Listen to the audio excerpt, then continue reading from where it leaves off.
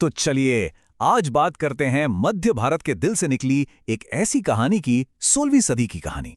एक साधारण से ग्वाले की जिसने एक ऐसी आध्यात्मिक लौ जलाई जो आज तक सदियों बाद भी निमाड़ के पूरे इलाके को रोशन कर रही है। ये कहानी है संत सिंगाजी की। हम बात कर रहे हैं 16वीं सदी के भारत की। जरा सोचिए, विंध्य और सतपुड़ा की पहाड़ियों के बीच बसा निमाड़ का इलाका, एक ऐसी जमीन जहां एक बहुत बड़े आध्यात्मिक बदलाव की लहर आने वाली थी। देखिए, वो दौर ही कुछ ऐसा था। पूरे भारत में एक आध्यात्मिक जागृति आ रही थी और इसी माहौल में निमाड़ ने अपनी खुद की एक बहुत ही खास आवाज को जन्म दिया। वो आवाज थी संत सिंगाजी की। ये भक्ति आंदोलन का जमाना था। मतलब भक्ति की एक ऐसी जबरदस्त लहर जिसने पूरे देश को अपनी आगोश में ले लिया था। इसका सार बस इतना था कि ईश्वर से जुड़ने के लिए किसी कर्म कांड या पुजारी की जरूरत नहीं है, रिश्ता सीधा दिल से होता है। अब जरा उस दौर को समझिए। संत सिंगाजी अकेले नहीं थे, वो कबीर और गुरु नानक जैसी महान आत्माओं के समय में जी रहे थे। देखिए, उनके जीवन काल लगभग एक ही समय के हैं और कमाल की बात यह है कि ये सभी एक ही बात कह रहे थे कि ईश्वर से रिश्ता सीधा होता है, दिल से होता है। तो आखिर कौन थे ये संत सिंगाजी? कैसे एक मामूली ग्वाला उठकर पूरे इलाके के लिए एक आध्यात्मिक पहचान बन गया? चलिए जानते हैं। उनकी जिंदगी बहुत लंबी नहीं थी, बस 40 साल की, लेकिन जितनी भी थी वो पूरी तरह से परिवर्तनकारी थी। 1519 में जन्म से लेकर 1559 में समाधि लेने तक उन्होंने एक ऐसी विरासत बना दी जो आज भी जिंदा है।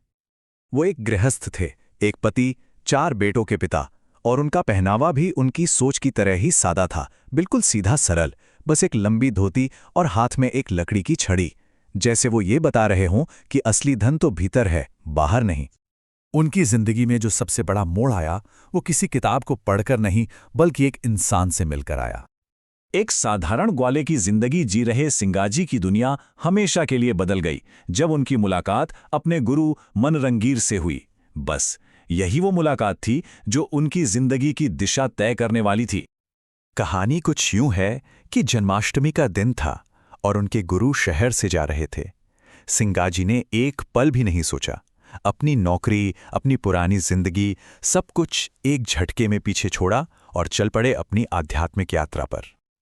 और बस यही वो पल था जिसने सब कुछ बदल दिया। उनके खुद के शब्द बताते हैं, मेरे मस्तक पर अपना हाथ रखा, मैं श्री गुरु की शरण में गदगद कंठ हो गया। मतलब गुरु का वो एक स्पर्श, वो एक आशीर्वाद, और सिंगाजी एक नए गहरे रास्ते पर चल पड़े। इस बदलाव के बाद संत सिंगाजी की पहचान 2 चीजों से बनी। एक, उनके कहे हुए गहरे शब्द, और दूसरा, उनसे जुड़े चमत्कार। वो शायद पढ़े लिखे नहीं थे, लेकिन उनकी कही बातें और उनकी कविताएं इतनी गहरी थीं कि उनके शिष्यों ने उन्हें लिख लिया। परचरी, उपदेश, अठवार, ये सब उनकी वो रचनाएं हैं जिनमें उनकी सीख और जिंदगी की झलक मिलती है और जिन्हें आज भी लोग गाते और पढ़ते हैं। अब यहां कहानी और भी दिलचस्प हो जाती है। माना जाता है कि उनकी आध्यात्मिक शक्ति का असर असल दुनिया में भी दिखता था। एक बहुत मशहूर किस्सा है डूबते हुए जहाज का। एक राजा का जहाज भयानक तूफान में फंस गया। जब बचने की कोई उम्मीद नहीं बची तो जहाज पर मौजूद एक भक्त ने संत सिंगाजी का भजन गाना शुरू कर दिया और कहते हैं चमत्कार हो गया, जहाज डूबने से बच गया। तो उनके शब्द और उनसे जुड़ी ये कहानियां, इन दोनों ने मिलकर एक ऐसी विरासत बनाई है जो आज भी निमाड़ की मिट्टी में जिंदा है। अपनी सीधी सादी जिंदगी और सरल शिक्षाओं से सिंगाजी सिर्फ एक संत नहीं रहे, वो निमाड़ के आम लोगों की आवाज बन गए, उनकी उम्मीदों और उनकी पहचान का प्रतीक बन गए।